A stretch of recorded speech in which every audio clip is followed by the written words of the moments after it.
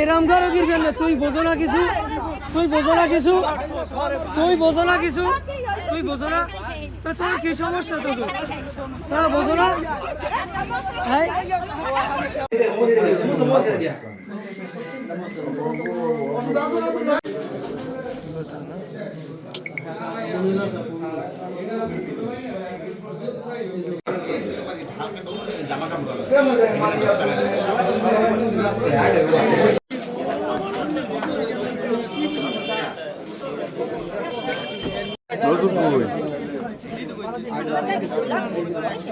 পাইছে কে কে?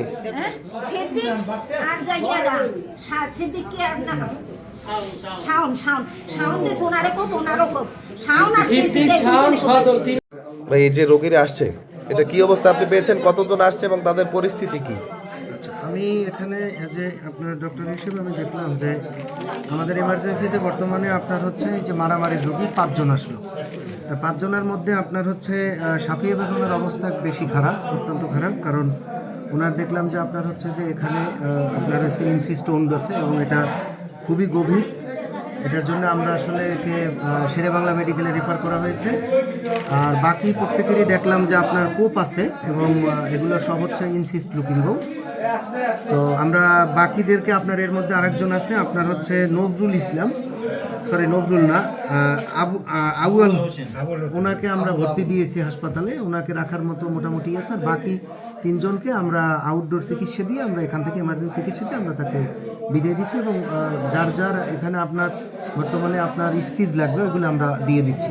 আর সম্মানিত ডক্টর সাহেব, আঘাত তো বিভিন্ন ধরনের হয়ে থাকে, তো এই আঘাতগুলোকে আপনি কতটুকু গুরুতর হিসেবে দেখছেন? এটা আসলে বিষয়টা হচ্ছে যে প্রত্যেকটাই হচ্ছে কোপ এবং আপনার হচ্ছে বিশেষ করে সাফিয়া বেগম তো দেখা যাচ্ছে আপনার কপালেও কোপ আছে, হাতের এখানে কোপ আছে এবং এগুলো মোটামুটি গুরুতর ইনজুরি। আপনারা এখান থেকে ব্যবস্থা নিয়েছেন কি? জি, আমরা ওনাদেরকে আপনার সাফিয়া বেগমকে আমরা ইনিশিয়াল ম্যানেজমেন্ট দিয়ে আমরা ওনাকে বরিশাল মেডিকেলে রেফার করতেছি। আর আরেকজন আছে, ওনাকে আমরা এখানেই ট্রিটমেন্ট হবে ওনার, কারণ ওনাকে আমরা যেখানে যার সেলাই লাগবে ওগুলো আমরা দিয়ে বাকিদেরকে আমরা চিকিৎসা দিয়ে আমরা এখান থেকে আপনার করতেছি। আমরা উক্ত ঘটনায় প্রথমে পরিচয়টা দেয়। আচ্ছা, আমি দুমকি থানার সাব ইন্সপেক্টর পাপন চন্দ্রকর। উক্ত ঘটনার খবর পাই আমরা ইয়েতে আসলাম, হসপিটালে আসলাম। আয়সা দেখলাম যারা আহত হয়েছে তাদের চিকিৎসা দেওয়া হচ্ছে এবং ভুক্তভোগীরা যদি চায় সেই অনুযায়ী আইনানুগ ব্যবস্থা পরবর্তী নেওয়া হবে।